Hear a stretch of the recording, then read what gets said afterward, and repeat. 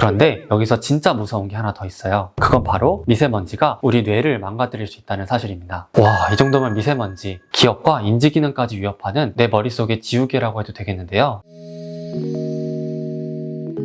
올바른 치료를 위한 영상 길라잡이.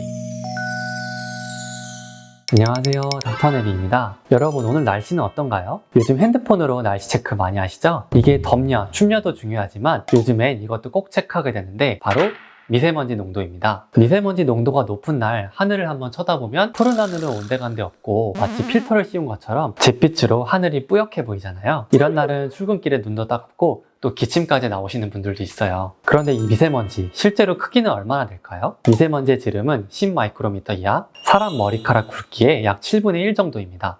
정말 작죠? 그리고 초미세먼지는 이것보다 더 작은데 머리카락 굵기의 약 30분의 1 정도라고 해요. 말 그대로 눈에 보이지 않을 정도입니다. 문제는 이렇게 작으니까 우리가 숨 쉴 때 코나 기관지에서 걸러지지 않고 폐로 직행할 수 있다는 거예요. 그러다 보니 미세먼지가 폐에서 염증을 일으킬 수가 있고 이게 호흡기 질환까지 이어질 수가 있습니다. 실제로 세계보건기구에서는 미세먼지를 폐암을 일으키는 1군 발암물질로 지정했고요. 보이지 않는 살인자라는 별명까지 붙여줬습니다. 자, 여기까지는 어느 정도 예상 가능하셨죠? 그래, 폐에는 안 좋구나 하고요. 그런데 여기서 진짜 무서운 게 하나 더 있어요. 그건 바로 미세먼지가 우리 뇌를 망가뜨릴 수 있다는 사실입니다. 실제로 이와 관련해서 연구들이 계속 쏟아지고 있는데요. 우리나라에서 진행된 한 연구에서는 건강검진을 받은 3,257명의 뇌 MRI를 분석했어요. 그런데 그 결과가 정말 충격적이었습니다. 미세먼지 농도가 높을수록 뇌 속에 있는 작은 혈관이 손상돼서 뇌 백질에 변성이 일어나거나 증상이 없는 뇌경색이 생길 확률이 높아진다는 거예요. 이게 왜 무서울까요? 이런 변화들이 계속 쌓이다 보면 결국 뇌졸중이나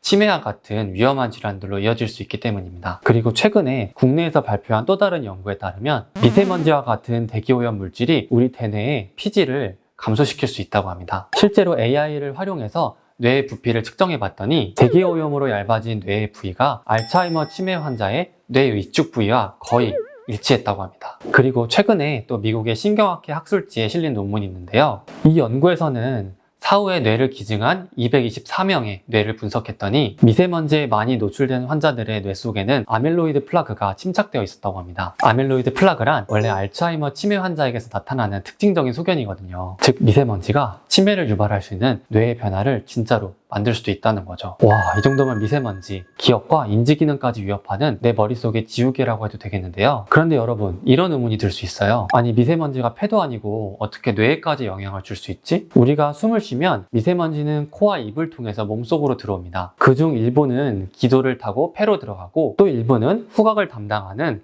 감각신경세포로 들어가게 됩니다. 폐로 들어간 미세먼지는 혈관을 통해서 전신을 순환할 수가 있어요. 이 과정에서 미세먼지가 뇌와 혈관 사이에 있는 단단한 장벽인 혈뇌장벽을 손상시키면서 뇌로 침투할 수가 있습니다. 원래 이 장벽은 약물조차도 쉽게 통과하지 못하는 벽인데요. 미세먼지는 크기가 너무 작다 보니 이 장벽을 쉽게 넘어가는 거예요. 또 하나, 미세먼지는 후각신경을 타고 뇌로 직접 이동할 수도 있습니다. 후각은 뇌와 연결된 통로 중 하나거든요. 그렇기 때문에 코로 들어온 미세먼지가 뇌로 들어갈 수 있는 비밀 통로의 역할을 할 수가 있습니다. 그럼 다음 질문, 뇌로 도착한 미세먼지가 어떻게 뇌에 영향을 끼칠 수가 있을까요? 아까 미세먼지가 혈뇌장벽을 넘어갈 수 있다고 말씀드렸죠? 이때 문제는 미세먼지가 중금속과 같은 안 좋은 물질들을 같이 가지고 들어갈 수 있다는 거예요. 미세먼지 자체만으로도 문제인데 같이 들어온 이 독성 물질들이 혈관을 감싸고 있는 내피세포들을 손상시키면서 뇌혈관을 수축시키거나 혈관을 망가뜨릴 수도 있습니다. 이게 반복되면 결국에는 뇌경색, 뇌출혈 같은 심각한 질환이 생길 수도 있고 또 기억력 장애나 인지기능 장애를 유발할 수도 있게 됩니다. 게다가 혈내장벽은 들어가기가 힘든 만큼 나오는 것도 쉽지가 않아요. 한번 뇌에 들어간 미세먼지는 쉽게 빠져나오지 못하고 점점 축적될 수가 있습니다. 이게 무슨 뜻일까요? 장기간 미세먼지에 더 많이 노출될수록 우리 뇌 속에 독성 물질도 더 많이 쌓일 수 있다는 뜻이겠죠? 와, 생각만 해도 무섭네요. 자, 그럼 여기서 궁금해지죠? 그러면 도대체 어떻게 해야 미세먼지의 영향을 줄일 수가 있을까요? 첫 번째는 어찌 보면 당연한 얘기겠지만 미세먼지 농도가 높은 날에는 외출을 최소화하는 것입니다. 그런데 현실적으로 외출을 아예 안 할 수는 없잖아요. 꼭 외출해야 한다면 마스크를 쓰는 것을 추천드리는데요. 이렇게 일반 덴탈 마스크보다는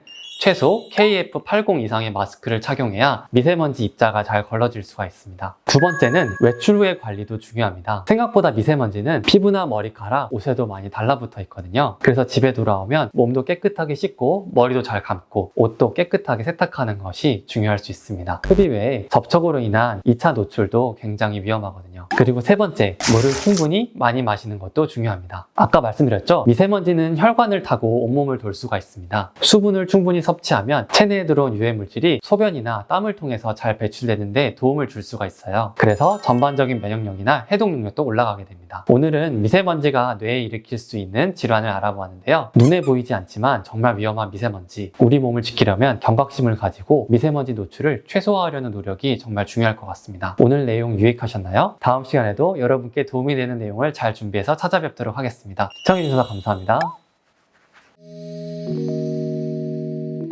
올바른 치료를 위한 영상 길라잡이.